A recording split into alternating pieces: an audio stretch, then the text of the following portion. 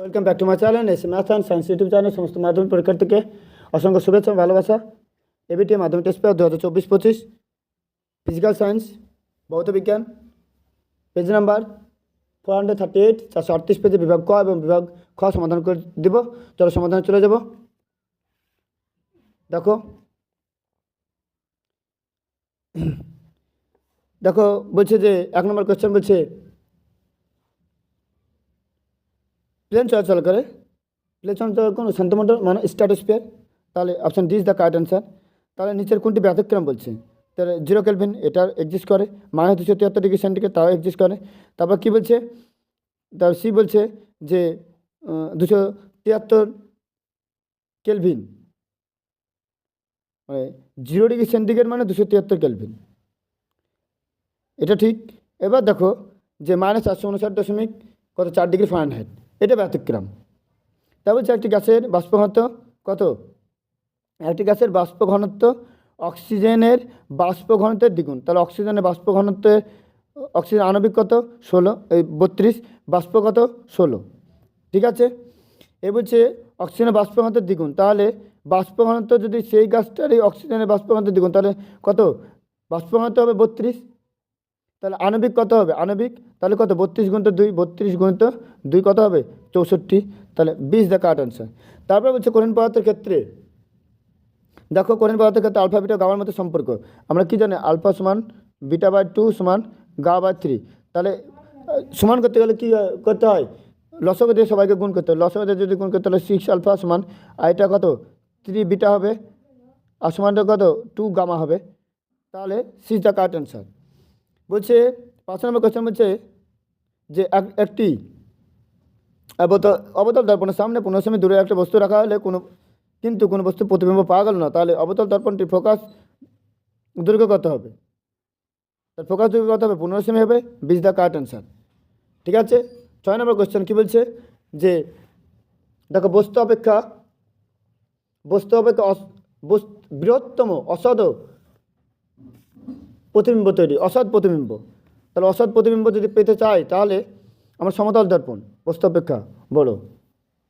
ঠিক আছে। অসৎ কেন অসৎ বলেছে? অসৎ হলে সমতল দর্পণে পর্দা ফেলা যায় না, শুধুমাত্র চোখে দেখা যায়। তা বলছে নাইকম তার বৈশিষ্ট্য। নাইকম তারের কী বৈশিষ্ট্য? নাইকম তারের বৈশিষ্ট্য হলো যে উচ্চ গলনাঙ্ক এবং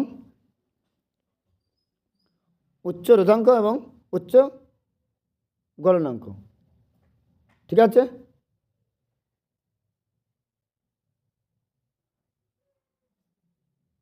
দেখো এ ইজ দ্য কারেক্ট অ্যান্সার। যেহেতু খুব সরু তার জন্য ও রোদও হাই এবং সেটা গলনাঙ্কও হাই। তারপর দেখা যাচ্ছে দেখো 1.8 রোধাঙ্কের এসআই একক, ভেরি ভেরি ইম্পর্টেন্ট কোয়েশ্চেন।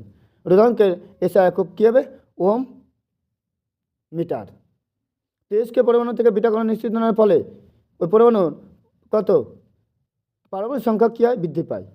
কত? 1 বৃদ্ধি পায়। তাহলে 20 দ্য কারেক্ট অ্যান্সার। দীর্ঘ পর্যায় সারণীর গুণ শ্রেণীতে হ্যালোজেন কত? তার 17 নম্বর। 6 দ্য কারেক্ট অ্যান্সার। বলছে নিচের কোন ক্ষেত্রে অষ্টস্থিতি মান্য করে না? এলআইস। 20 দ্য কারেক্ট অ্যান্সার। তারপর কোনটি তড়িৎপ্রবণ করতে পারে? গলিত অর্থাৎ গলিত NaCl তড়িৎপ্রবণ করতে পারে। খাদ্য লবণ। সোডিয়াম নাইট্রেট প্রতিশোধে ক্ষারীয় জলের দ্রবণে স্টেজ গ্যাস অন্য করে বর্ণে কী পরিবর্তন হবে? বেগুনি। Is the correct answer.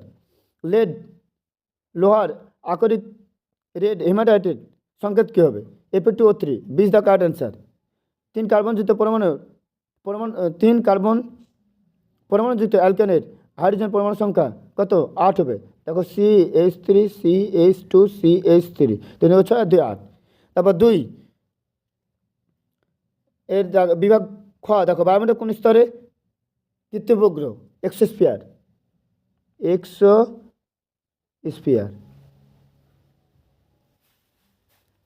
বায়োগ্যাসের প্রধান উপাদান মিথেন CH4।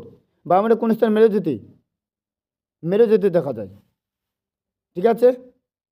মেরুজ্যোতি দেখা যায়, লিখো থার্মো স্ফিয়ার। বলছে 44.8 লিটার কার্বন ডাইঅক্সাইড গ্যাসের ক্ষেত্রে পি আদর্শ গ্যাস সমীকরণ। তাহলে 1 গ্রাম অনু কার্বন ডাইঅক্সাইড সমান কত? 44 গ্রাম। তাহলে 1 গ্রাম অনু কার্বন ডাইঅক্সাইড আয়তন কত? 22.4 লিটার। 1 গ্রাম অনু, তাহলে 2 কত? 2 হবে 44.8 লিটার। তাহলে আমরা কি জানি? পি ভি সমান NRT। তাহলে পি ভি সমান কত? 2RT। ঠিক আছে। বলছে 422 সাথে কোনটি ধ্রুবক? লিখো গ্যাসের ভর। গ্যাসের ভর শুনে লিখো। দৈর্ঘ্য প্রসারণ গুণাঙ্ক, ক্ষেত্র প্রসারণ গুণাঙ্ক, আয়তন প্রসারণ গুণাঙ্কের মধ্যে সম্পর্ক। দেখো আলফা সমান β/2 সমান γ/3। এটা আলফা বিটা গামার মধ্যে সম্পর্ক, অর্থাৎ দৈর্ঘ্য, ক্ষেত্র এবং আয়তন প্রসারণ গুণাঙ্কের মধ্যে। বলছে আদর্শ পরিবাহের ক্ষেত্রে তাপ পরিবাহিতার মান লিখো অসীম। অসীম। এটি আলোক রশ্মি অবতল দর্পণে বক্রতা কেন্দ্র দিয়ে নিয়ে গেল আপতন কোণের মান 0 ডিগ্রি। কোন শর্তে উত্তল লেন্স অসৎ বিবর্ধিত এবং সমষ্টির প্রতিবিম্ব গঠন করে? লিখবা যে এফের কম দূরত্বে যদি বস্তু রাখে, অর্থাৎ ফোকাস দূরত্বের কম দূরত্বে যদি বস্তু রাখে। তারপর সত্য মিথ্যা।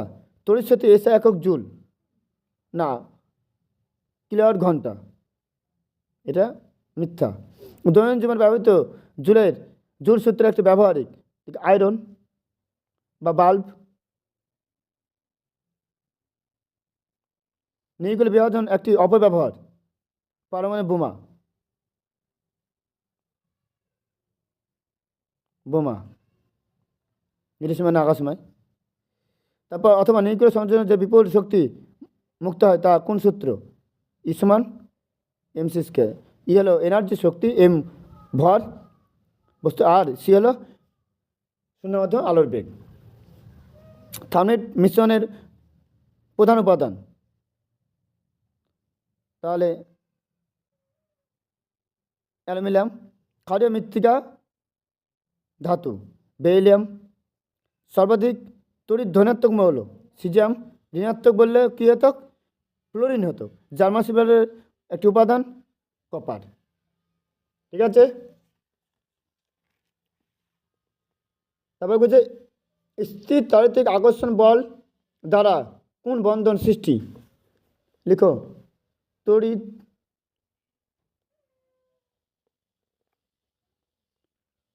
কোন বন্ধন?